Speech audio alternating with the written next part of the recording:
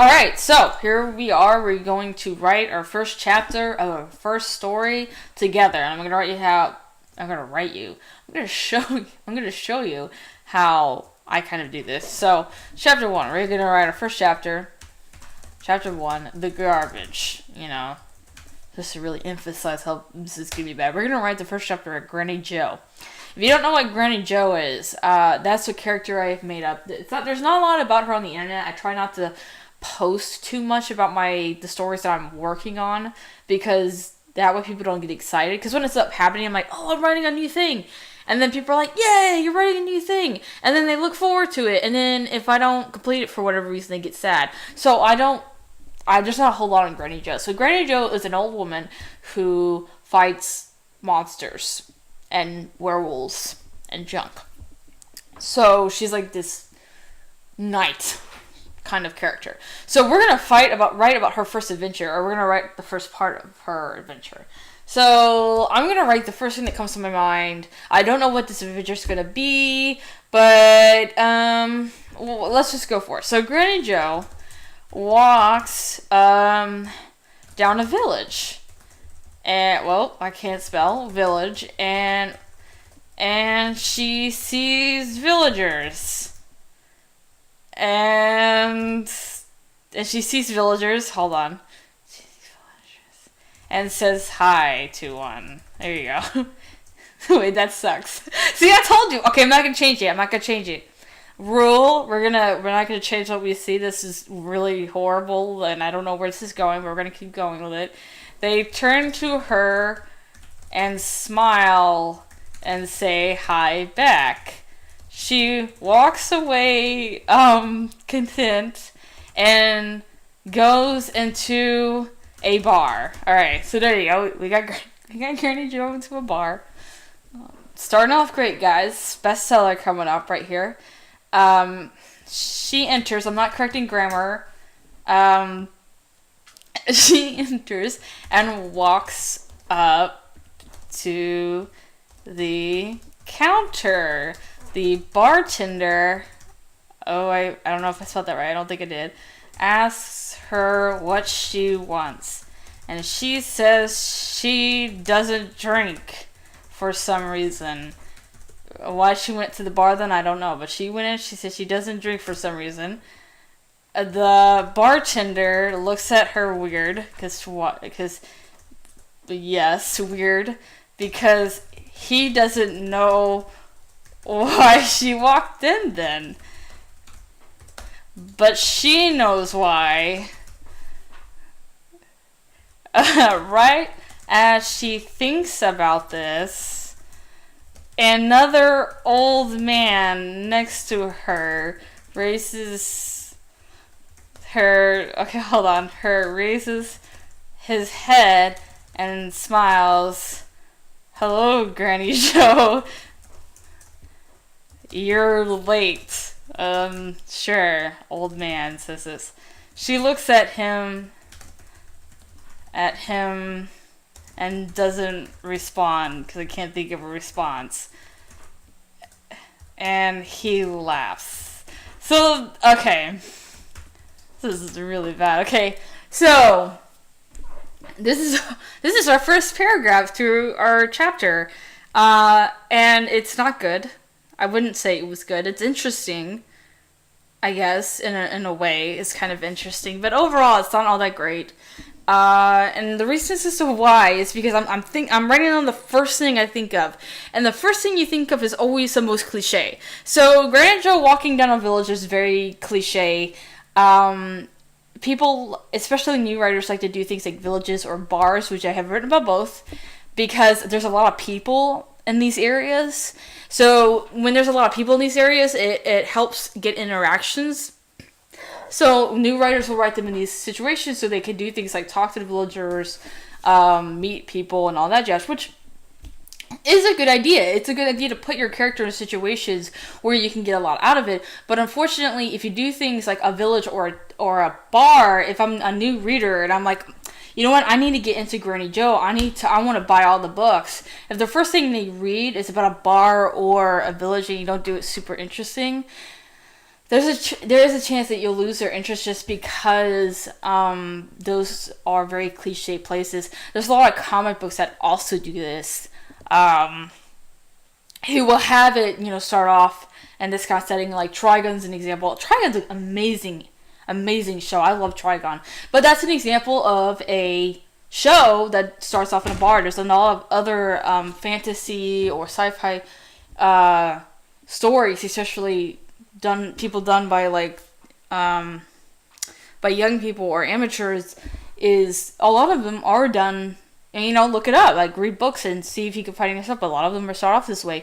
Another common one is like Twilight, where they're moving or they're getting into a car. I've read a lot of stories of people in cars going to a new place because, again, going to a new place will start a lot of interaction because they're learning about a new thing. And so they'll ask a lot of questions. The character will get involved in different things, and it's interesting. So a lot of teen novels will start out with this and all that.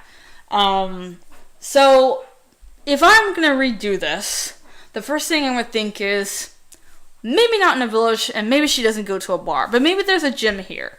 Maybe the gym is that it's really weird that she asks for a drink even though she doesn't know what she wants to drink. And it's interesting that she goes there for a different reason than to get beer. So maybe we can think about those two things. But let's put her somewhere else. Let's give Granny Jo a different situation. I'm going to think of a different scenario. So what is the last thing? Let's follow Pixar. Let's do Pixar. What is the last thing that you think would happen at the beginning of a story? What is the very last thing? The first things I can think of is maybe someone, and I have actually read a story with this beginning, someone using the restroom. I have actually written a story that was a very well written story of someone using the restroom at the beginning. But like using the restroom because it's the most unflattering way of seeing your character, especially at night. But if you're not writing a comedy, let's think of something else. The villain, the main villain that they're gonna fight dies. From the get-go, they die. Another one is, let me think. I know some people have done this, so it's actually kind of cliche. The main character dying, but people have already done that. I think a lot of people put that because they do this little trick that we're doing now. Let's see. What was another? I'm trying not to think of something that's not a comedy because that's like the easiest way of doing it. Because I could say something like she turns into a dog or something, which actually be kind of an interesting story, but that seems funny. We're trying to write something serious here. Let's do the villain dying. Let's say the head villain dies. So you would start off with something like Granny Jo. I'm writing it script form because I don't feel like writing something flowery. Looks down at, what should her villain's name be called? Dark Smoke. That's actually is the villain. Smoke's body. He looks up at her with pale eyes. Before he has this chance to say his last words, everything goes black. Granny Jo thinks about what she had done and wonders if it was the right decision. Now that he is dead, she has to think about the weight of his demise and what that would do to the world around her. And then once you have this paragraph, you can say, it all began, let's see, how long should her journey be? 2 years ago, when she, bought a pie at the bakery. So, I did the last thing I would think of, which is the head villain dying.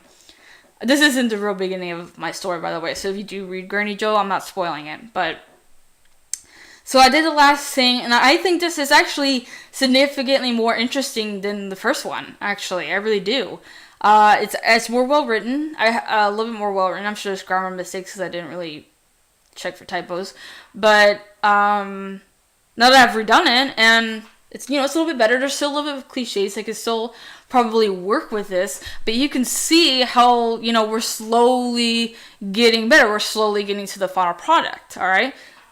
So I think there's a lot of stuff to kind of work with here and to kind of think about. I did a bakery because Granny Jo is an old woman, and I thought it'd be kind of funny if she bought a pie at a bakery. I thought that'd be kind of funny to work with. But so I might actually, I might start off from here and figure out, well, how did he die? Like, what did she do to cause his death? Like, why in the world? And why is he important? Like, why would his death matter to the world? What led up to this point? And then people reading it would read it going, like, oh, well, I want to keep reading because I want to know how did he die? And they could read the entire story to read about what happened, to catch up with everything. Alright, now that I have done these 2 paragraphs, I think this is enough for this video. I think that you guys kind of get the point of what I'm doing. I am going to do another video over more advanced stuff, setup, payoff. I'm going to go over definitions and do more of the, that kind of thing. Color theory and all that. Well, not color theory, but like color setup and, so pay attention to that. And again, go to my YouTube channel if you kind of want to see some of the stuff in action. And that stuff also goes over more advanced material too. That the YouTube channel also has fun stuff, so be aware of that. It's not all educational. I do some reviews. Sometimes I just goof off in some video games, but I do try to keep it somewhat educational, so the viewers will learn something. All right, well, thank you for showing up and for being part of this journey and seeing my horrible writing and action. I hope this has inspired you and helped you understand that if you are not writing Shakespeare, it's okay. I promise. It'll be all right, okay? You got that from me. All right, thank you guys, and I'll see you for another one of my tutorials.